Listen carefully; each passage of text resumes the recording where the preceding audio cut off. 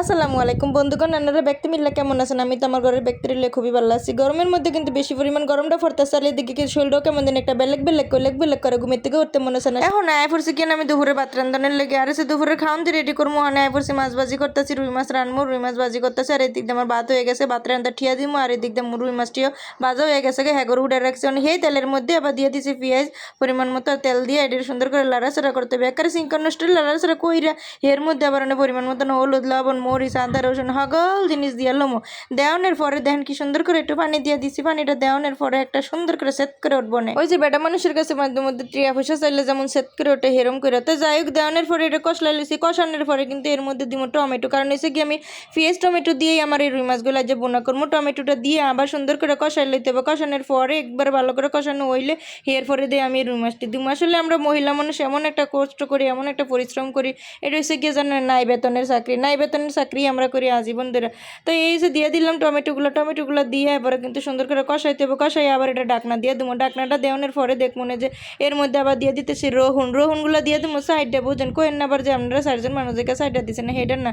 আর বুড়া একটু বেশি রহুনটা পছন্দ করে, তো লাগে আমারও ভালো লাগে, একটু আদা হিদ্ধ হইলে ভালো লাগে খাইতে। তো যখন কষানো হয়ে গেছে কারণ আমি একবারে পানিটা দিয়ে দিছি, একবারে মৌ দিয়ে দিছি। বুঝছেন একবারে এই মৌ হয়ে যাবো, এর পরে আর কিন্তু দেওয়ান লাগতো না। দেওয়ানোর পরে এর মধ্যে আবার এই যে কাঁচামরিচ দিয়ে দিছি, একটু কাঁচামরিচটা দিয়ে তারপরে দিয়ে দিলাম এর মধ্যে আবার এই যে কি জানি রুই মাছটি দিয়ে আমি কাঁচামরিচটা একটু দেরি করে দিই, কারণ আদা কাঁচা হইলে মজা লাগে খাইতে, বেশি একটা হিদ্ধ হইলে ভালো লাগে না। আর এই যে কাঁচামরিচটার কালারটাও কিন্তু সুন্দর থাকবো না যদি একটু দেরি করে দিই। তাহলে দিছি দেওয়ানোর পরে এই যেগুলো যখন কষানো হয়ে গেছে এখন আর বেশিক্ষণ রাখবো না, তাই লাস্ট মুহূর্তে দিয়ে দিলাম কি এর জন্য জিরাগুলা দিছি। জিরাগুলা দিয়ে এরপরে সুন্দর করে আবারও সিঙ্কার লাড়াচাড়া করবো। কইরাই এর পরে আবার এদের সব উড়ালাম। উড়ানোর পরে আবার এদিকে তো অন্য তরকারি আছে, আবার এদিকে মিষ্টি কুমড়ার ভাজি করছি, এটার ওরকমভাবে অনেক দিয়ে হাইলাম না, কত কিছু তো আইটেম করে লাইছে, কয়টার দেখামো। মিষ্টি কুমড়ার ভাজিটাও হয়ে গেছে দেখেন, তো রুই মাছের তরকারিও হয়ে গেল, এদিকে মিষ্টি কুমড়ার ভাজিও হয়ে গেল, কারণ ডালটা বয়াই দিয়েছে। ডালের দিক দিয়ে হইতে থাকুক, আর এদিক দিয়ে আমি কি ভাতিলের থেকে ভাতগুলো বলের মধ্যে বাইরে লইছি। আবার এন্দা ভর্তা বানামো, এটা হচ্ছে বাদামের ভর্তা বানামো।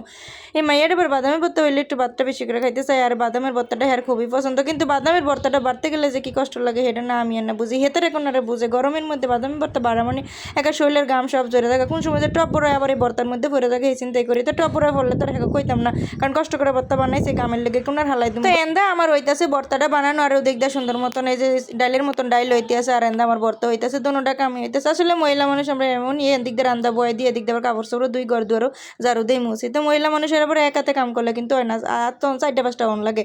তো এই যে ডালটা হয়ে গেছে, ডালের লগে কিন্তু আমি দিয়ে দিছি আবার কি জানি কয় রে আম দিয়ে দিছি আর ওই দিক দিয়ে ভর্তাটা তো বানালে সেটা তো দেখছিনি। তো আমার এই যে রান্নাটাও কিন্তু দুপুরে শেষ হয়ে গেছে এরপরে কিন্তু এই যে ভাত খাইতে আয় পড়ছে, সকলের শেষে ভাত খাইতে। আজ আমার রান্ধন খাওয়ান কেমন হলো যদি ভালো লাগে ভিডিওটা শেয়ার দিবেন। আল্লাহ হাফেজ।